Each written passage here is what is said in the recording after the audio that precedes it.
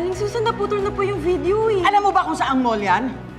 Hindi po. Naku, kailangang mares baka na ni Annalyn yung Zoe na yan, ha? Aling Susan, paano niyo po nalaman na si Zoe yun?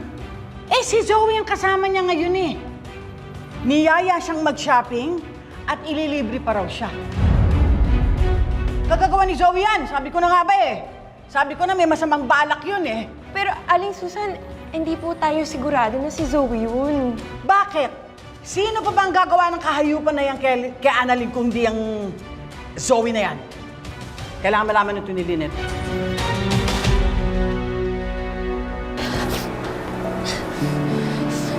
So yun po yung goal mo? Napahiyain ako dito. Pero bakit? Ano ba ginagawa ko sa'yo? Grabe na kayo ah! I think you've mistaken me for someone who gives a damn. Akala ko andito ka kasi gusto mo makipag-ayos kay Zoe pero hindi pala. Gusto mo akong pahiyain pero bakit? Huwag ka nang magtaka sa nangyayari sa'yo ngayon. Because I will do anything within my means to fight for my daughter. Huh? Sa tingin niyo po, sa ating dalawa, sino mas nakakahiya ngayon? Hindi niyo ba naisip na mas nakakahiya kayo kasi pinapakita niyo kung gaano ka ka-immature? I can be as immature as I want.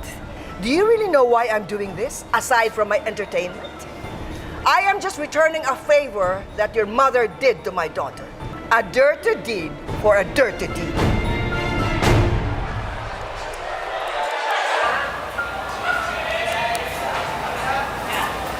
Doc, nakakasiguro ako, si Zoe ang may kagagawan niyan. Changsu, ayan na naman kayo eh. Sinabi ko naman sa inyo, huwag kayo basta-basta nagbibintang dyan eh. Oo nga, Chang. Meron ba kayong prueba na si Zoe nga ang may gawa niyan? Bakit? May iba pa bang taong gagawa niyan? May iba pa bang pangalan na pumasok sa isip nyo? Ako, iisa lang, si Zoe. Teka, Changsu. Nakita niyo ba si Zoe sa video o may nabanggit bang pangalan si Annalyn? Wala! Pero naputol agad yung video eh. Alam niyo, aminin niyo na, yung mga galawan na ganyan, Zoe yan. RJ, si Zoe yung huling kasama ni Annalyn. Kailangan ko mapuntahan yung anak ko.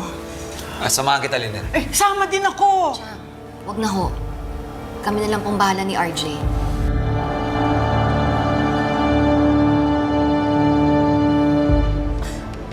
Hindi ko po alam kung ano sinasabi niyo.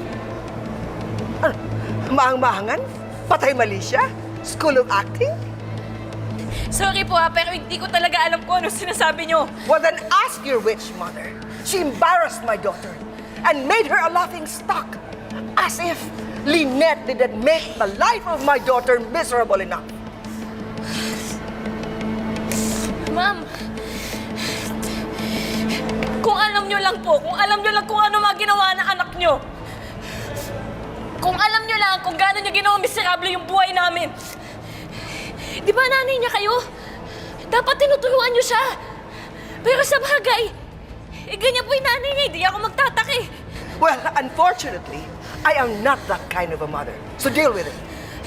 Wala po kayong karapatan na pahiyain ako ng ganito. Buti na nga lang po tama yung desisyon ni Zoe na hindi kanya kilalanin bilang lola niya.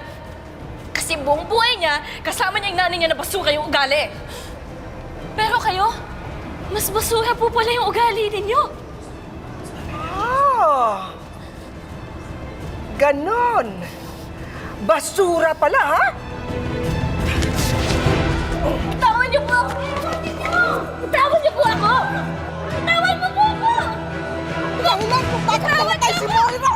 Mga walang iya kayo! Tawan niyo ako!